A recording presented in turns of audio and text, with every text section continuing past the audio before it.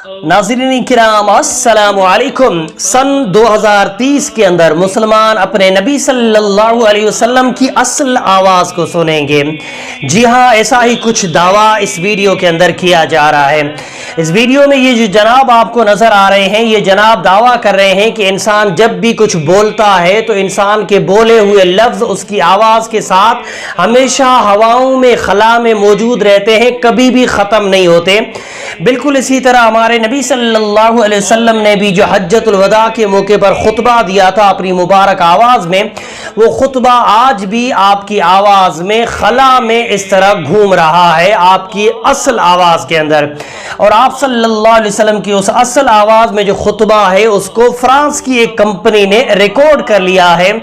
2030 तक मुसलमानों को और दुनिया को हमारे नबी की असल आवाज़ में वो खुतबा सुनाया जाएगा। ऐसा ही कुछ दावा इस वीडियो के अंदर नज़र आ रहे ये जनाब कर रहे हैं।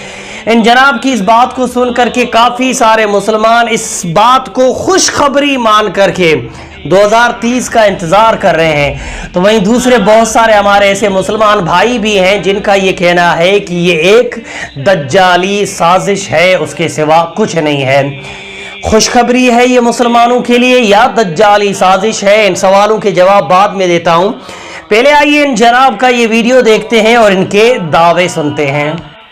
किसी गोरे को काले पर, काले को गोरे पर, किसी अरबी को अजमी का, अजमी को अरबी पर कोई फजील इल्ला बेतकवा सिवाय तकवा। अब ये जो खुतबा था ये फिजाओं में गया।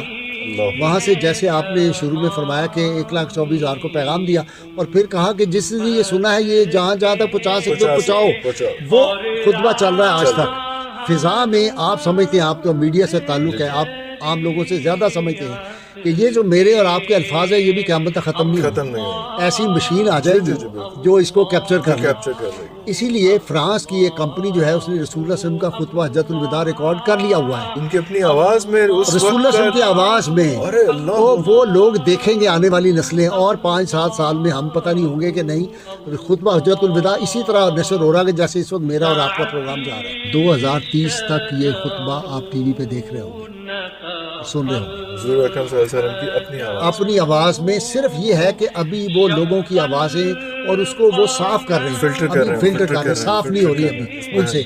इस तरह पिक्चर्स जो है बहुत 1,24,000 लोग और भी हैं वहाँ पे, तो फिर ऑब्वियसली वहाँ मशीनें तो नहीं थी ना, उस माइक तो था नहीं कि जो क्लैरिटी और साउंड का वो सारा है। तो वो जो है वो खुतबा जो है, अच्छा अब वो खुतबा फिजा में था। रसूलुल्लाह सल्लल्लाहु अलैहि वसल्लम की किसी चीज़ को फना नहीं है। आज भी हुजूर सल्लल्लाहु अलैहि वसल्लम के जो मोह मुबारक है वो जो असली जिसके पास हो वो बढ़ता है, वो ग्रो करता है। मैंने खुद देखा है मदीना मुनव्वरा में बुजुर्ग हैं, पता नहीं अब जिंदा है कि नहीं, कुछ साल पहले इतनी लंबी जुल्फें शीशे के अंदर हैं और वो उसको काटते हैं और दूसरे शीशे में फिर उसको करते हैं। जो कटा हुआ पीस वो भी ग्रो करने लगा, वो ग्रो करने, पहले वाला भी कर रहा है, पहले वाले वो भी कर रहे हैं असली। इसी तरह हुजूर सल्लल्लाहु अलैहि वसल्लम की जो आवाज़ मुबारक, आपके अल्फाज मुबारक है, वो फिजा में मौजूद है, फना नहीं। तो वीडियो आप लोगों ने देख लिया। वीडियो के अंदर इन जनाब की बातों को, इन जनाब के दावों को भी आप लोगों ने सुन लिया। अब आइए बात करते हैं कि क्या सच में ऐसा हो सकता है जैसा इन्होंने बताया। तो उसका जवाब यह है कि अगर ऐसा हो सकता तो फ्रांस तो एक ईसाई अक्सरियत वाला मुल्क है, उन्होंने अपने नबी ईसा अलैहिस्सलाम का कोई खुतबा रिकॉर्ड क्यों नहीं किया।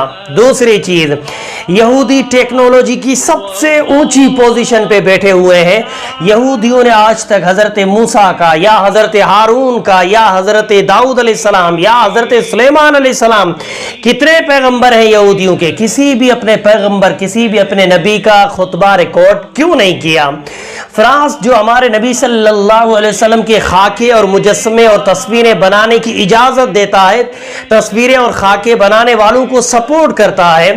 फ्रांस जो ईसाई अक्सरियत वाला मुल्क है, हमारे नबी की जहाँ अलल ऐलान गुस्ताखियाँ की जाती है, वहाँ बैठे हुए ईसाइयों और यहूदियों को सिर्फ और सिर्फ हमारे नबी का ही खुतबा क्यों याद आया, जबकि इन लोगों के दिलों में हमारे नबी के लिए बुग़्ज़ भरा पड़ा है।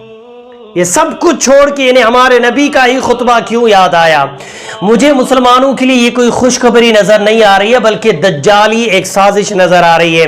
ہمارے نبی کے خطبے کو لے کر کے کسی کی بھی آواز لگا کر کے اور اس میں اپنی طرف سے نہ جانے کیسی کیسی باتیں، نہ جانے کیسے کیسے حکم ملا کر کے مسلمانوں اور دنیا کے سامنے پیش کیا جائے گا۔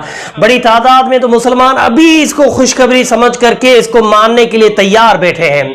یہ ساری چیزیں بھی نہیں سوچی۔ اور ایک چیز اور اگر آپ نے نوٹس کی ہوئی ہے، جناب کہہ رہے ہیں کہ ابھی فرانس میں اس خطبے کو فلٹر کیا جا رہا ہے، ہمارے نبی کی آواز کو صاف کیا جا رہا ہے، کیونکہ 1.25 لاکھ اور بھی تو لوگ تھے، ان کی بھی تو آوازیں ہیں، تو ان سب کی آوازوں کو ہٹا کر کے ہمارے نبی کی آواز کو صاف کیا جا رہا ہے۔